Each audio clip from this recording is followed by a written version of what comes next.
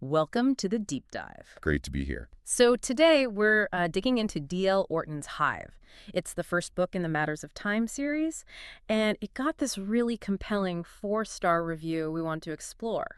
Yeah, it's quite something. The big question for us is, how does Orton pull off this mix, this shattered kind of dystopian future, but also a really intimate look at memory, identity, and making time travel feel, well, fresh and emotional. Okay, let's unpack this. Well, what's fascinating here, I think, is Orton's take on time travel itself. It's not really about the nuts and bolts, the paradoxes necessarily. Right. She weaves it into these very human stories. It's more about how the characters actually experience a fractured timeline psychologically. Memories get jumbled, maybe future events bleed through, and that human element, it just grounds all the sci-fi stuff. Makes it genuinely thrilling, but also makes you think. And this is where the setup really grabs you, isn't it? A bleak future, the world's been hammered by environmental collapse, global disaster, society's basically fractured. Totally broken. And our main character wakes up in this, sterile, underground place, no memory, No. facing this hostile, totally unrecognizable world where time itself isn't even linear. It's not just a story element. The actual flow of time is messed up. Exactly. Imagine trying to rebuild when you don't even have a stable collective memory to draw on. Constant uncertainty. Yeah. And that's not just background detail, Yeah. It really drives the plot, the atmosphere, the tension. It's palpable. How so? Well, you've got this almost claustrophobic feeling being underground. But then there's this creepy, eerie calm inside the hive itself. Okay. And that gets broken up by these haunting flashes of the past or maybe the future. It creates this constant sense of urgency, of unease. And Orton's writing is just, it's very clean, very immersive, keeps the suspense bubbling away. And that bubbling suspense, that's kind of the foundation for what makes Hive really hit home, I think. That powerful emotional core. Yeah. Because amongst all the danger and the high stakes plot, Orton really explores loss, identity, and just the resilience of human connection. The characters feel real, especially the protagonist.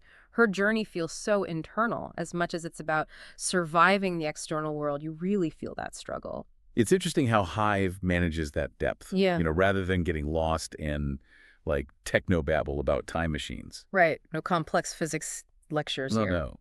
Instead, it's a really thoughtful exploration grounded in human experience. For example, the non-linear stuff often comes through as the protagonist's own confusing flashbacks or maybe premonitions. Ah, okay. So you experience the time weirdness with her. Exactly. It Yeah. makes a potentially very complex idea feel immediate and relatable because you're tied to her personal struggle. It makes it accessible, but still adds real depth to the story. Now, the review did mention a couple of things that might be seen as, well, maybe not cons, but things to be aware of, like the nonlinear narrative potentially being a bit disorienting. And since it is the start of a series, it ends with questions hanging, not a neat bow. How should listeners think about that? That's a fair point. Mm. Look, if you're used to a straight A to B plot, the timeline jumps might take a little getting used to.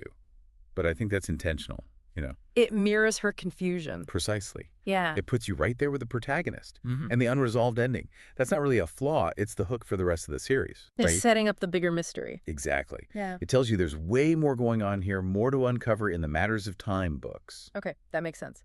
So the review's bottom line is pretty clear. Hive is a really engaging start to a promising series. It gets called a time travel thriller that's both cerebral and emotional. A great combination. Yeah, sci-fi with heart, and genuinely mind-bending.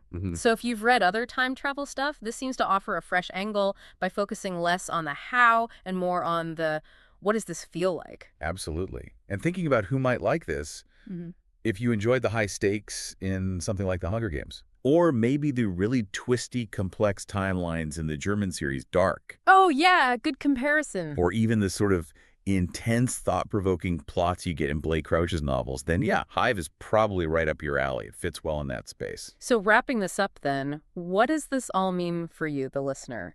Hive sounds like it delivers a deep, character-focused journey, but set against this really high-stakes, dystopian sci-fi backdrop. Yeah. It seems like a book that will make you think, but also make you feel. It invites you into a world where time itself is part of the puzzle. And it really leaves you with something to chew on. Hive challenges us, I think, to consider how things like memory, our sense of self, human connection, Hmm. how do those things even survive, let alone redefine themselves, when reality is fractured and time doesn't play by the rules? Mm. It makes you wonder about our own resilience, doesn't it? When faced with the completely unknown, what would you do if your own past was a complete mystery and your future wasn't even linear?